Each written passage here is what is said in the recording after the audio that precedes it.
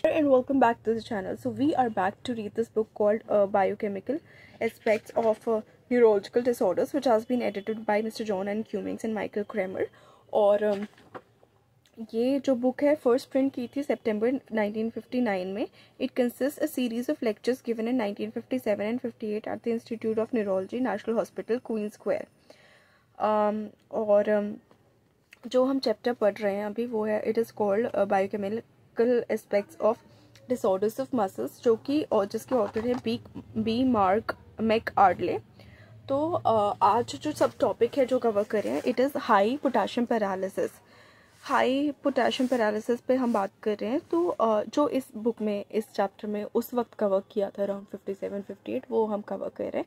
Obviously इसके बाद बहुत सारी डिस्कवरीज होती हैं, बहुत सारे हाइपोथेसिस प्रूव होते हैं, बहुत सारे जो है डिसरिगार्ड कर दिए जाते हैं, फॉल्स रिगार्ड कर दिए जाते हैं. So let's study what has been given till then. It is a remarkable clinical fact that hyperkalemic paralysis is extraordinarily similar in its clinical characteristics to that caused by low serum K+. यानी एक clinical fact है, एक observation ऐसी रही है या एक piece of data जो हमें मिलता है क्लिनिकल या मेडिकल सेटिंग से, जब उसे हम कॉन्सेप्चुअलाइज करते हैं और वो सिग्निफिकेंट बनता है इन अ थियोरेटिकल फ्रेमवर्क, तो हम देखते हैं कि जो हाई पोटेशियम पैरालिसिस के फीचर्स हैं वो बहुत ज़्यादा सिमिलर है to low potassium paralysis. Hyperkalemic is high K+ having a condition where level of potassium of blood is higher than the normal. और कभी कभी ये बहुत ज़्यादा हो जाती है तो पोटेंशियली लाइफ थ्रेटनिंग भी बन सकती है. पोटेशियम की जो रेंज है हाइपरकैलेमिया की, इट माइल्ड में देखें तो 5.5 to 6.0 millimole per litre, moderate 6.1 to 7.0 millimole per litre and severe is more than 7.0 millimole per litre.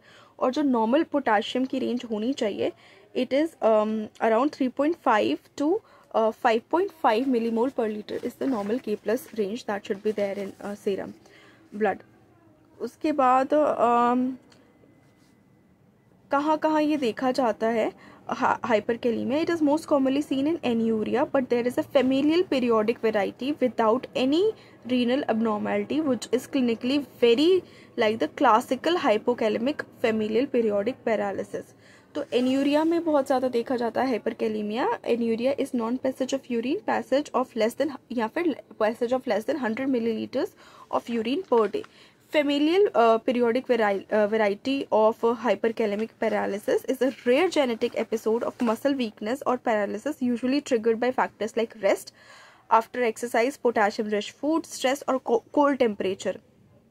अब इसमें ये देखा गया है कि इसमें हाइपरकैलेमिक वेराइटी में जो है सिमिलर होती है ऑल्दो फेमिलियल हाइपोकैलेमिक वेराइटी से, लेकिन इसमें जो है किडनीज अफेक्टेड नहीं है, बाकी रीजंस की वजह से हाइपरकैलेमिया होता है. The family described by Tyler and all was probably one of this type, but more recently Gamstorp has given a very full description of another family in Scandinavia. During attacks in patients in the family, the serum K+ rose on occasions as high as 7.3 milliequivalent liter and milliequivalent per liter, and urine was usually loaded with K+ as opposed to the almost complete absence of K+ in urine of hypokalemic variety. अब यहाँ पे कुछ differences दिए हुए हैं कि attacks जब होते हैं पेशेंट में इन फैमिली, सीरम K+ जो है राइज कर जाता है ओकेजन्स पे एज हाई एज 7.3 मिलीक्विवेलेंट पर लीटर, और जो यूरिन है यूजुअली लोडेड होती है K+ पे. अब जब हाइपोकैलेमिक में बात करेंगे तो वहाँ पे K+ जो है यूरिन में एब्सेंट होता है. Furthermore, attacks could be regularly provoked. Provoke यानी किसी चीज़ को उकसाना या स्टिमुलेट करना किसी रिएक्शन को.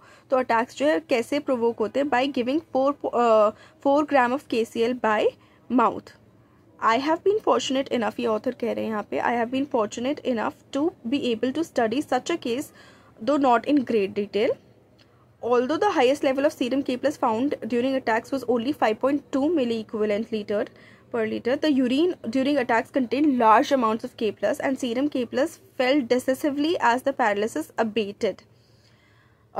तो यहाँ पे कहना है कि उस एक केस जो ऑथर ने स्टडी किया था उसमें सीरम का K+ लेवल उतना नहीं बढ़ा था, 5.2 ही रहा था, लेकिन यूरिन में वो बहुत ज़्यादा था और जैसे जैसे पैरालिसिस कम होती जा रही थी, ख़त्म होती जा रही थी, वैसे ही सीरम K+ भी बहुत ज़्यादा फॉल होता जा रहा था, बहुत ज़्यादा कम होता जा रहा था. Glucose and adrenaline led to lowered levels of serum K+ after adrenaline to 2.9 milliequivalent per liter without any signs of paralysis. If anything, these measures relieved existing weakness if this was present. तो glucose and adrenaline administer करने में hyperkalaemia में एक तो K+ level कम होता है, दूसरा अगर कुछ और भी नहीं है, पैरालिसिस ज़्यादा भी नहीं है, तो मसल वीकनेस के साइंस खत्म होते हैं. अब आते हैं आगे.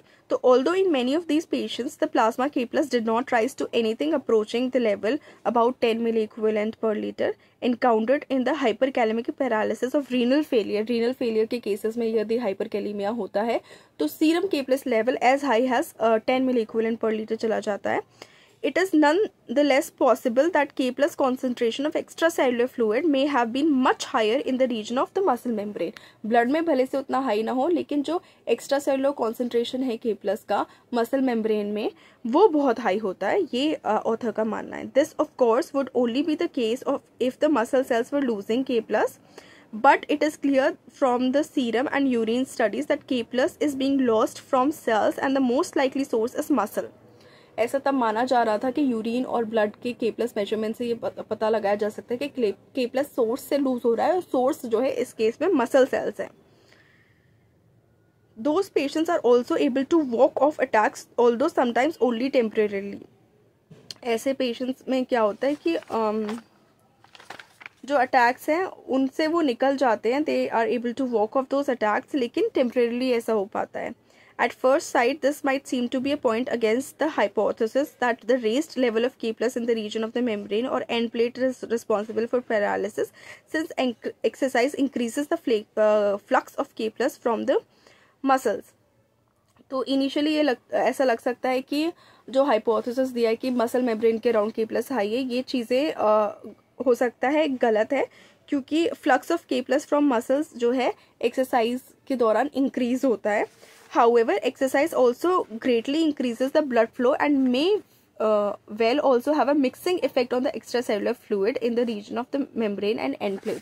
अब एक्सरसाइज की वजह से ब्लड फ्लो भी इंक्रीज होता है, और इसकी वजह से हो सकता है कि जो एक्स्ट्रा सेलुलर फ्लूइड है, यानी the fluid outside of the cells in multicellular organisms, वहाँ पे मिक्सिंग इफेक्ट होता है वो ब्लड का, and in the region of membrane and end plate. Both of these would therefore lead to a more rapid removal of K+ with subsequent disposal by the kidneys or in the liver. तो क्योंकि ये mixing effect होता है और flux भी हो रहा है, यानी कॉन्टिन्यूस मूवमेंट भी हो रहा है K+ का, तो इसकी वजह से जो है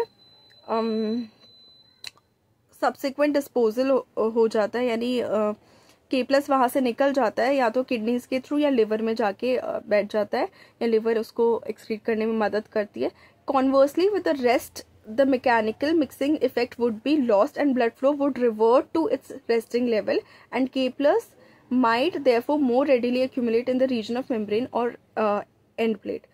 तो अब ये जो एक्सरसाइज के बाद जो रेस्ट होते हैं, तो उसमें मैकेनिकल मिक्सिंग इफेक्ट K+ का ब्लड फ्लो कम हो जाएगा. K+ का मैकेनिकल मिक्सिंग इफेक्ट वहाँ से जो मिक्स होके वहाँ से जा रहा था मेम्ब्रेन के पास से, वो ख़त्म हो जाएगा, एंड K+ वुड रिवर्ट, यानी वापस उसी पोजिशन पे आ जाएगा to its resting level, and K+ might therefore more readily accumulate in the region of membrane and end plate, और एंड प्लेट में इंक्रीज हो जाएगा over a period of time. ऐसा हाई K+ पैरालिसिस के केस में ऑथर का मानना है कि ये मैकेनिज्म प्रोसेस करता है. जब रेस्ट करते हैं आफ्टर एक्सरसाइज, तो वहाँ पे K+ एक्यूमुलेट होता है और वो पैरालिसिस कॉज कर सकता है अगर बॉडी में कोई गड़बड़ है. So that's it for this topic called high K+ paralysis from this chapter called biochemical aspects of disorders of muscles. Next इस चैप्टर के अंदर जो सब टॉपिक है वो ह्यूमन मस्कुलर डिस्ट्रोफीज है, and probably will cover it in 1 or 2 videos or 3 videos. So that's it for this video. Please like the video, share the video, and subscribe to the channel, and do not forget to hit the bell icon. Thank you so much.